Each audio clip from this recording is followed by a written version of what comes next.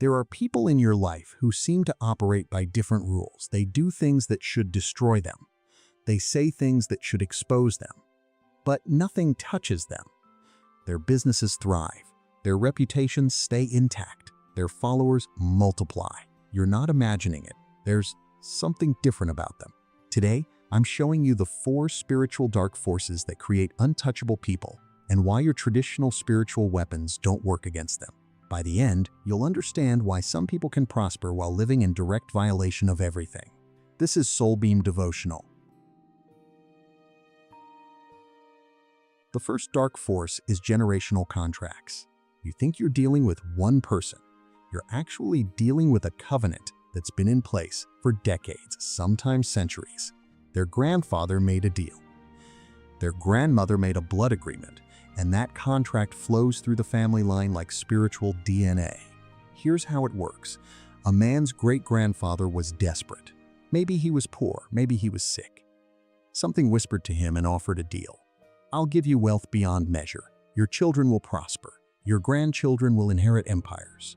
All you have to do is agree to certain terms. He agreed. And now, 3 generations later, his great-grandson is walking in the benefits without even knowing the contract exists. The wealth still flows, the protection still holds, the doors still open. But he's also bound by the terms his ancestor accepted. This is why some families seem blessed, not by God, by something else. The second reason generational contracts work is jurisdiction. Demons are legalistic. When you try to expose someone bound by a generational contract, you're not fighting that person. You're fighting every spiritual force that benefits from that contract. The ancestors who made the deal. The demons who enforce it. This is why exposing these people is so dangerous. You're fighting an entire spiritual infrastructure. But generational contracts can be broken. It requires someone from that family line to formally renounce it, to go back and break the covenant where it was made.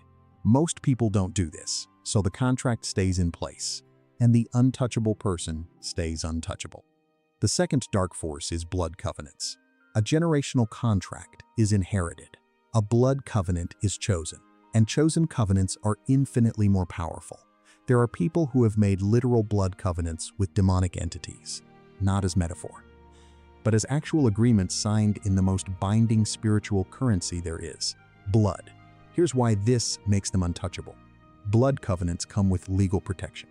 When someone is bound by a blood covenant with a dark entity, that entity is obligated to protect them, to defend them, to ensure their survival and prosperity. This is why you see powerful people engage in behavior that should destroy them, but nothing happens. They have protection from something else. They think they're in control. They think they're making their own decisions, but they're moving exactly where the covenant requires them to move. This is why some people seem to have demonic intelligence.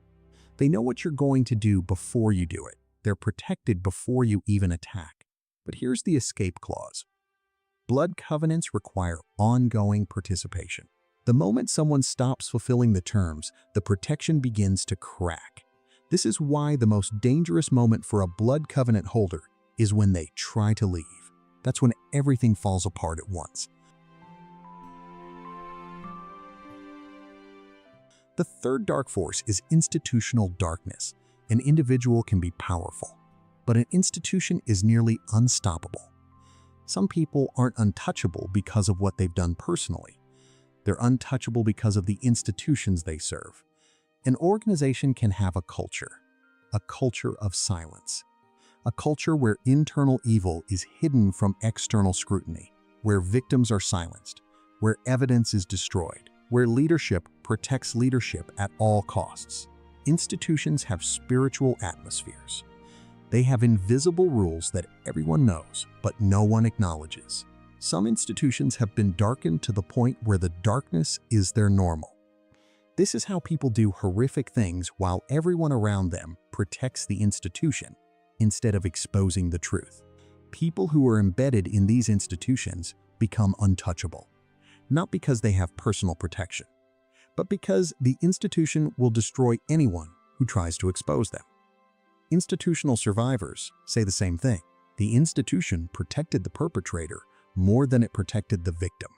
But here's the critical part. Institutions only have the power that people give them. The moment enough people inside refuse to participate in the cover-up, the institution crumbles.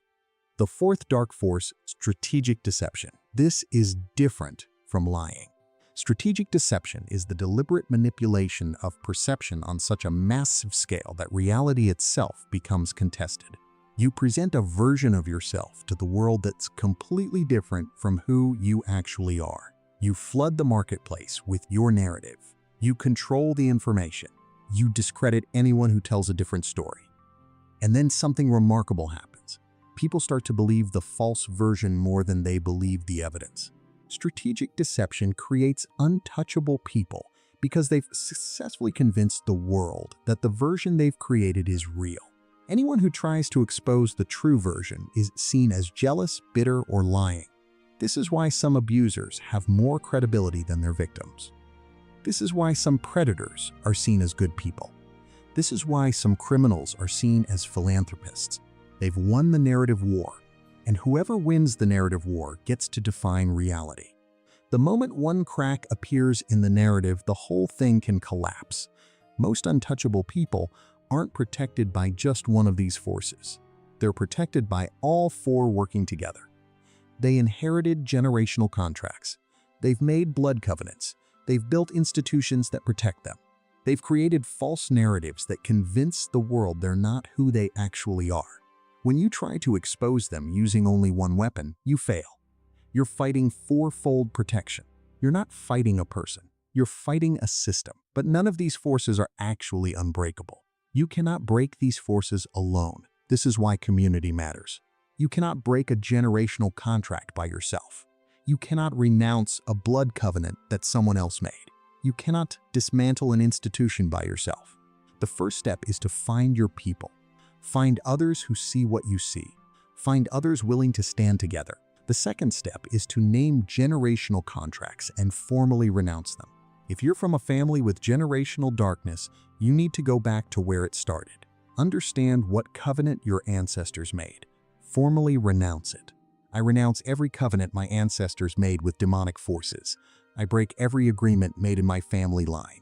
I choose the covenant of Christ instead. This is not symbolic. This is legal. The third step is to expose blood covenants. Anyone bound by a blood covenant is living a lie. The moment that lie is exposed, the covenant weakens. Demons operate through deception. Truth breaks their legal ground. The fourth step is to become a whistleblower. You cannot change institutional darkness by ignoring it. You change it by speaking truth. The fifth step is to flood the zone with truth. If someone created a false narrative, counter it with the real story. Tell it with such clarity that the false narrative loses power. Truth is stronger than deception, but only if more people believe the truth. Understand what you're actually fighting. You're fighting more than a person. You're fighting spiritual infrastructure. The most dangerous moment is when you first expose them. The forces protecting them will do everything possible to silence you, discredit you, or destroy you. This is why witnesses recant. This is why victims go silent. This is why whistleblowers disappear. But the cost of silence is higher than the cost of speaking. The only thing that defeats untouchable people is enough people willing to speak truth together, not alone. Together. You now understand why some people seem untouchable. You know the four dark forces that protect them. You know the only response that breaks the system. The question is, will you be silent? Or will you be part of the truth that sets people free? This is Soul Beam Devotional. Don't forget to subscribe. More deliverance intelligence is coming.